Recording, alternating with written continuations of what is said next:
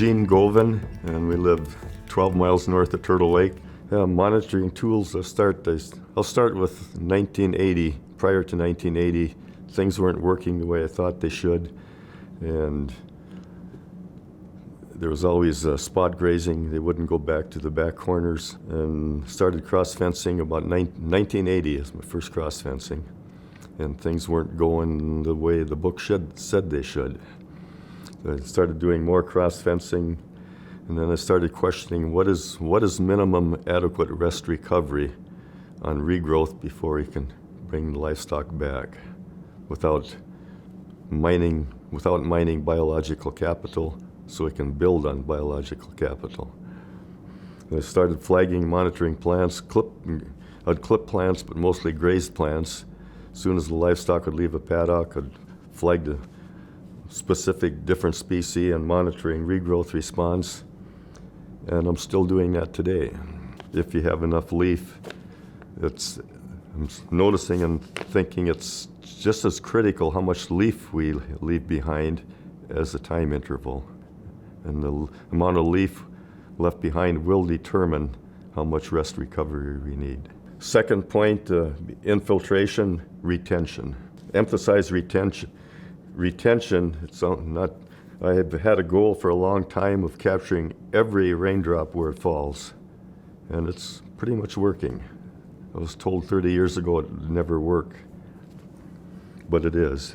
But it's a long road to get there. There's no shortcuts, and it all infiltration ties back to how much residual and regrowth response I'm allowing. It's all tied together.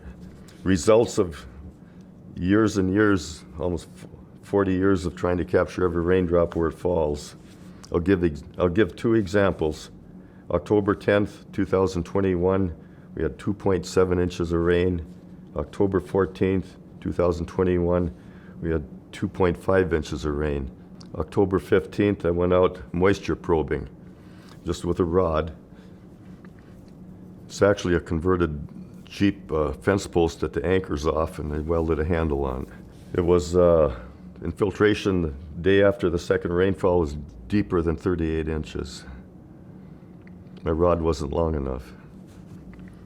Then I went across, identified a transit line, so it's on the same ridge, about 200 feet, transit line into years and years of, probably 80 plus years of season-long grazing, and it went in 8 to 11 inches at best, and that's all I could push the rod in, was 1 inch beyond the infiltration. Deeper than 38 inches compared to 8 to 11. Then along connected with water, we go to number 3. Sort of a water drop test, something I picked up from old legendary Dr. Jimmy Richardson. Identify and get that surface layer, that duff layer, and if it's dry, and put some on the palm of your hand, sort of rub it and crush it a little bit, put a drop of water in it, and monitor the attraction of or repelling of that water to that duff layer material. If it's a very poor health-wise, that water drop will go right down through and it'll be sitting on the palm of your hand. But if it's a good, healthy relationship, it just instant attracts to the duff material and it absorbs it. It's the results of when you see water shedding off the landscape, then immediately know what the lipid lignins are. Number 4, plant diversity, density. How much diversity? We can have up to 150, 200 species of plants the size of this room. And the plant spacings, how close together are they? Or are they far apart? Or is it an old rested plant or an old mature plant that's dying from the center out, falling out, and protecting itself in bare soil around the perimeter of that plant? How many young plants in ratio to mature plants? Number 5 on the list, plant behavior. And those plants, are they hugging the ground? Is that leaf laying out flat on the ground trying to protect itself from being nipped, grazed? Or is it upright and healthy and it's a good response to regrowth? Number 6, Grazing pattern. For a lot of years I was wondering, why are the cows grazing here? That's a waste, and they won't go back to the far corners even though it's the same species. I started cross fencing and they would still be spot grazing. And it dawned on me one time, I was actually at a salad bar at a buffet. I'm picking out the tender. I don't want the wolfie of the same species. And to minimize that is either more livestock in and more fencing, more frequent moving. And number 7 is something when I do a lot of mentoring, and different individuals take me around to their locations and, what do you think of this? What do you think of that? How they're managing? What should I do? I tell them, well, this is what I would do. And it's a journey. It isn't good or bad. It's where at whatever point you are now, which direction do you want to go? And a lot of times I'll see the location of the salt and mineral and or creep feeders or combinations of. It's right inside the gate or by the water source. And then I'd tell them, gosh, I wouldn't do this. I'd put that salt block over in that brush pile over there. And creep feeder, I don't use them anymore. Yes, we're subsidizing the livestock, subsidizing the soil. Number 8, trails and trailing. It's another thing I notice. Is there trails alongside the fences, cross fences, perimeter fences? Or there's trails where they're going back and forth to water? Or are they healing? Or have they healed over and you can't see them anymore? And that brings to yearlings do a lot of roaming. I do custom grazing now strictly.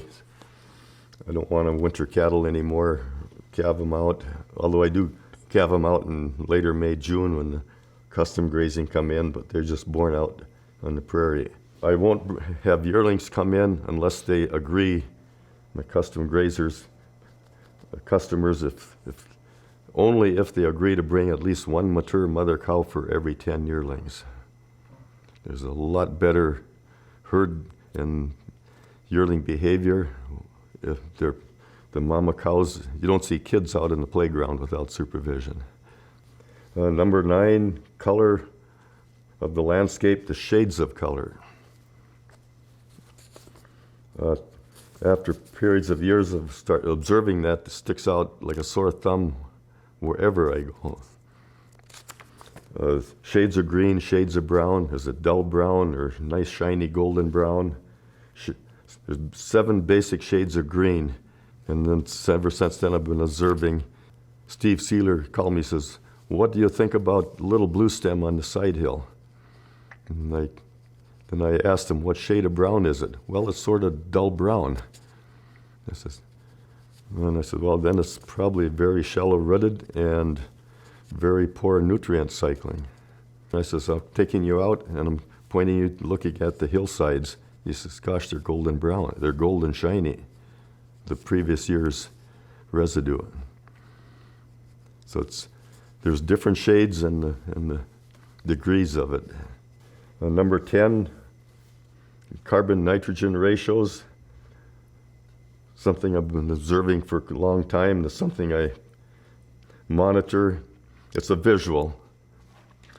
And sort of retirement years, I have a little 750 John Deere no-till drill, and I do a lot of, neighbors keep me busy, specialty seeding.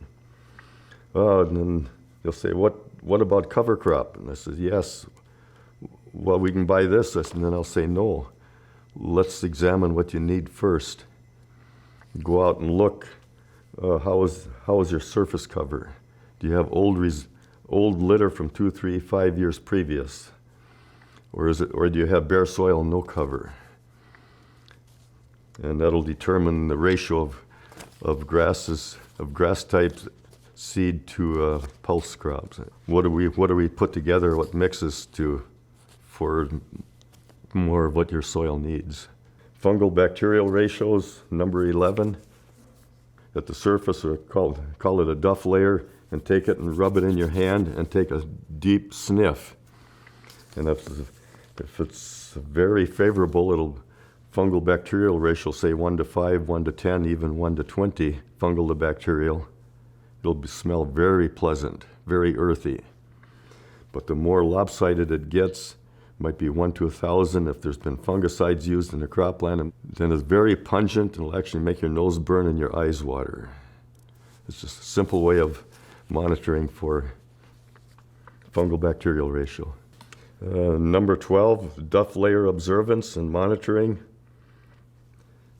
Do we have any at all for soil cover, or is it a definite thickness layer of duff and then soil, a definite line, or is it a graduated where you don't see, where you can't identify a specific line between one to the other?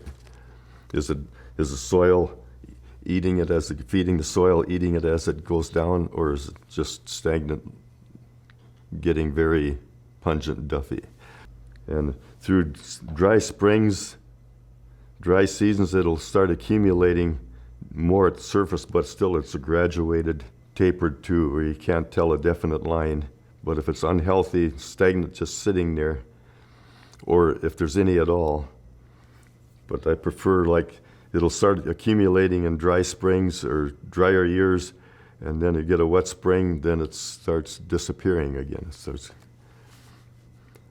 It's waiting for the right season where it can start nutrient cycling.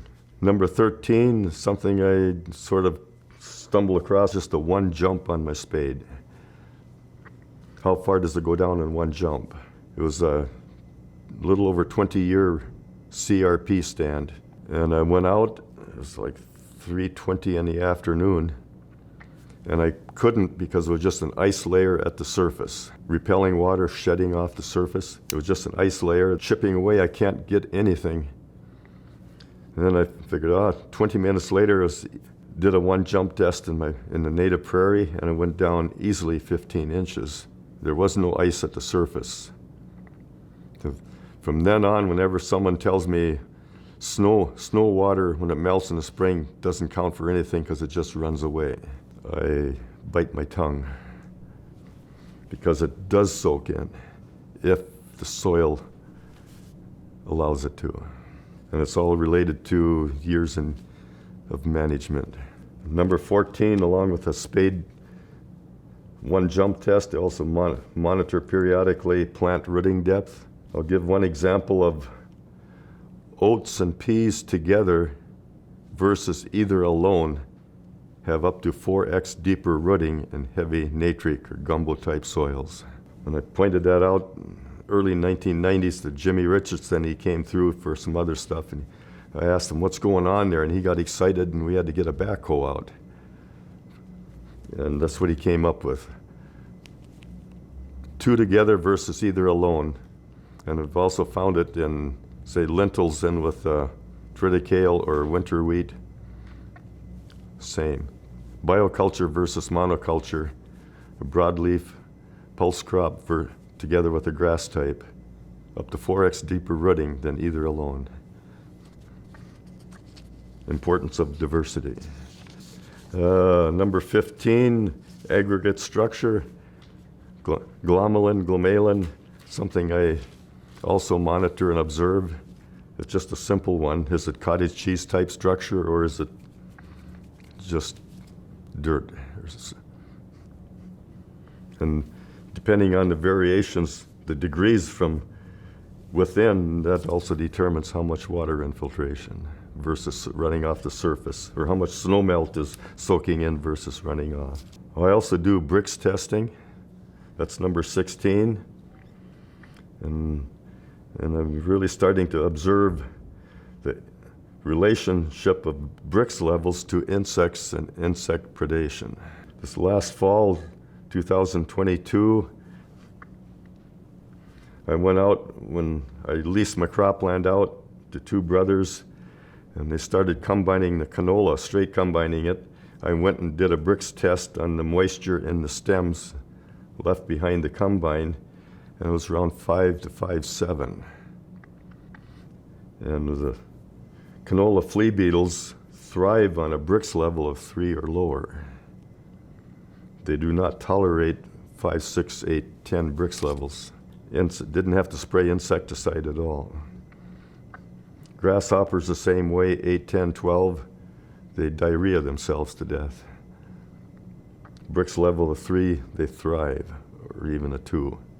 Sometimes you can't even get a reading on the refractometer. It's just thick with grasshoppers.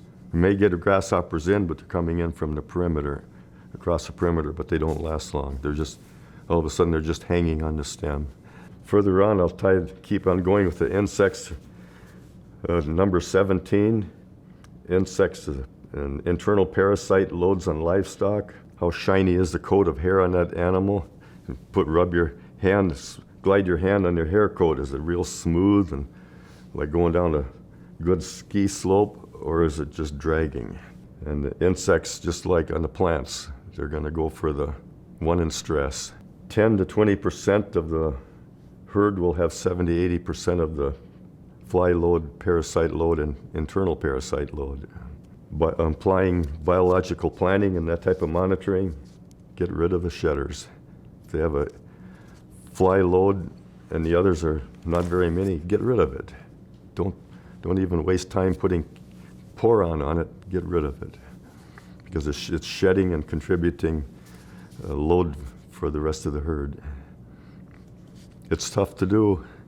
Then we had to be more creative on the timing of moves, where I moved the livestock. And because of neighboring adjacent pastures, it created more of a challenge. Go 1, 2, 3, and then I'll maybe move further than a quarter mile away, 7, 8, 9, or 12, or number 15, 18, whatever the number of the paddock. So I had gaps in between. I do that anyway, but I had to be more creative doing it to help break up the parasite loads. Skip paddocks for that biological planning gap to break up the life cycle. And with that, I'll go into number 18. I've been identifying life cycle. It's a sigmoid curve from infant's start to finish. I'll have that life cycle. Everybody does. All living organisms call that curve, sigmoid curve. And I put it into, and breaking it into trimesters, identifying that's how I've been managing for plant health and insects. I'll identified this, I've been just putting this together, so bear with me. The first trimester would be from startup to, say, so-called grazing readiness, 3.5 leaf stage. That's where we're borrowing biological capital to initiate growth. And at the end of the first trimester, start of the second trimester is where we've hopefully put enough biological capital back into the root system that we had to borrow to initiate growth. Second trimester, that's the start of grazing readiness. I would call that the vegetative state, where it's lush vegetation is growing, producing vegetation. And hopefully, if we're doing it right, we're putting additional biological capital into the soil, building additional root system, enhancing deeper rooting systems. And then the third trimester would be, that's where it's done the vegetative, it's looking at, it's starting to produce seed, putting it back in for next year. So 1, 2, 3 trimesters. I was identifying, we look at trimesters managing livestock.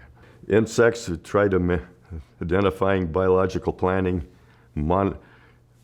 work in the weakest part of the life cycle is that first trimester, the first part of the first trimester. Target that insect at that first part of the trimester. The livestock are shedding it out. That internal is down in the ground. It crawls back up on the stem as larvae. 2 or 3 inches. It's waiting for an animal to come back and pick it back up again when an animal's grazing or browsing. Number 19, I monitor and chart paddocks' time of year use each year. And because of diversity of different species of plants for their time of season growth into that second trimester of managing on their plant growth is plant by plant. So I have a 10-year program of don't bring them back the same time of year each year for a 10-year period. Say July 1st into a paddock, they don't come back in July 1st for another 10 years. Always vary the time of year. And I'm just breaking that into, oh yes, I'm managing it for the trimester of the period of growth. That's part of a biological planning and the charting for holistic management, yes. It might, then weather fluctuations and changing or temperatures of the growth curve of the particular species, forbs, grasses, maybe hit 3 times in that 10 years on that growth curve. And instead of just going to the next one, next paddock, it goes to the next best one. And it's a continual learning journey, and it's been working pretty darn good. That's why I have it number 19. It's towards the end here. And it ties everything all together. We've improved from the state we were at prior to 1980. Basically, sum it up in one sentence, just managing diversity for soil health enhancement. And it's a function of time and timing. And the diversity includes flora, fauna, insects, large animals. It includes everything. It's life, yes. And feeding the soil microbes, and sort of sum it up, for monitoring, manage healthy prairie for better understanding of cropland soil health. And the key there is diversity. Soil organic matter.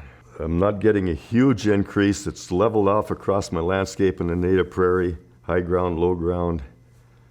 Used to be very low on the hilltops, 7, 8, 9, 10 on the edges of the wetlands. Nutrient load being carried off the surface, running downhill. Now it's sort of leveled off in the low 5s. That's a monitor in the 0 to 10 inch. But I'm really increasing from the 10 to 25 depth and the 25 to 40. Now I'm finding 40 inches isn't deep enough. I'm thinking I should go 55, 60 inches deep now. So it's building biological capital is a long-term sustainable, but I'm finding I can destroy it a lot faster than it takes to build it. Me sitting in front of this camera here right now puts a load on me. It puts, I'm putting accountability and credibility on the line. And there has to be anybody and everybody, I think, have degrees of that. And we're very unwilling to share what things that are not working quite as well. We're questioning what's going on. Start sharing. Develop that network of sharing where you develop a level of trust.